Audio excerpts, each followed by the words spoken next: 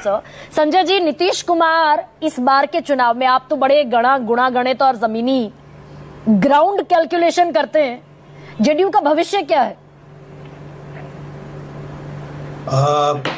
आपने कहा गुना भाग गणित करते हैं, इससे जेडीयू का भविष्य इस वक्त तो नहीं पता चलता, लेकिन ये जरूर है कि इन चुनाव में, जो आने वाला विधानसभा का जो चुनाव है, इसमें निश्चित रूप से मैं बीजेपी को एक बड़े पार्टी के रूप में देख रहा हूं। मतलब गठबंधन की बात कर रहा हूं। गठबंधन में बड़ा दल कौन होगा, पिछले चुनाव में स्पष्ट था, इस बार के चुनाव में भी लगभग कुछ वैसा ही होने वाला है। और अगर जदयू की स्थिति खराब रही जैसा पिछले चुनाव में रही, तो निश्चित रूप से जदयू कोई एक स्वर्णिम युग की ओर नहीं बढ़ रहा है।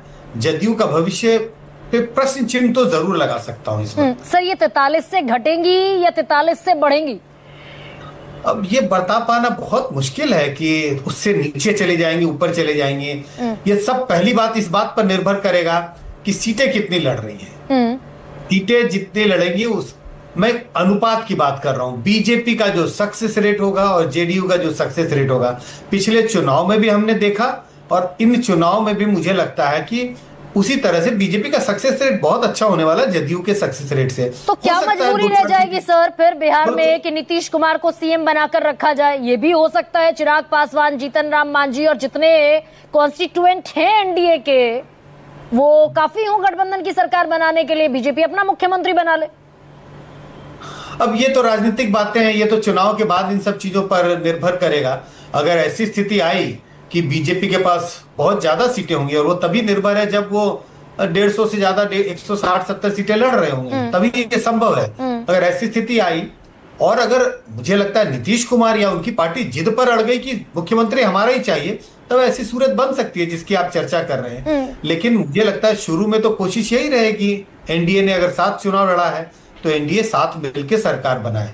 अब मुख्यमंत्री के चेहरे पर आपको याद है महाराष्ट्र में ऐसा कुछ हो चुका है एक समय में, जब उद्धव ठाकरे ने मुख्यमंत्री के पद के दावेदारी की और गठबंधन टूट गया। ऐसी स्थिति आई तो महाराष्ट्र में अगर हो सका है, हुआ है, तो बिहार में भी हो सकता है।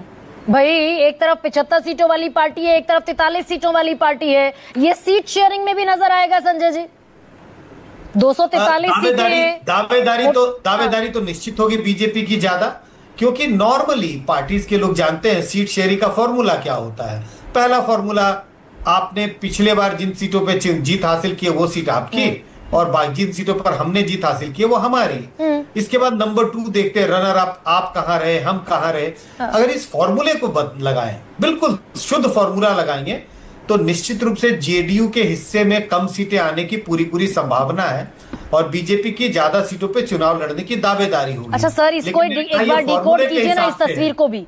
मैं जो तस्वीर स्क्रीन पर दिखा रही हूँ कि 20 साल के इतिहास में पहली बार ये हुआ कि जेडीयू दफ्तर में प्रधानमंत्री मोदी के पोस्टर लग गए, और ये वो नीतीश कुमार हैं जो 2009 में, 10 में, 13 में आग बबूला हो गए थे इसी बात पर कि पोस्टर साथ में फोटो क्यों छाप दी प्रधानमंत्री नरेंद्र मोदी की। वो कम्युनल का टैग लगाते हैं उधर और अपने आप को सेक्युलर कहते हैं। ये आत्मसमर्पण जैसा कुछ प्रतीत होता है क्या संजय जी?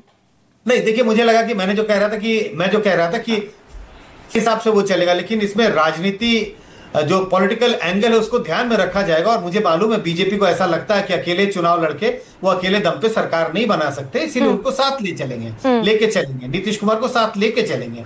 लेकिन स्पष्ट है, जिसका जिक्र आप कर रहे हैं, जो अभी आपके टीवी स्क्रीन पर है, प्रधानमंत्री का चेहरा जेडीयू के दफ्तर में लग जाना, ये इस बात का संकेत दे रहा है कि अलायंस में कौन बड़ा भाई है और कौन छोटा भाई होने वाला है।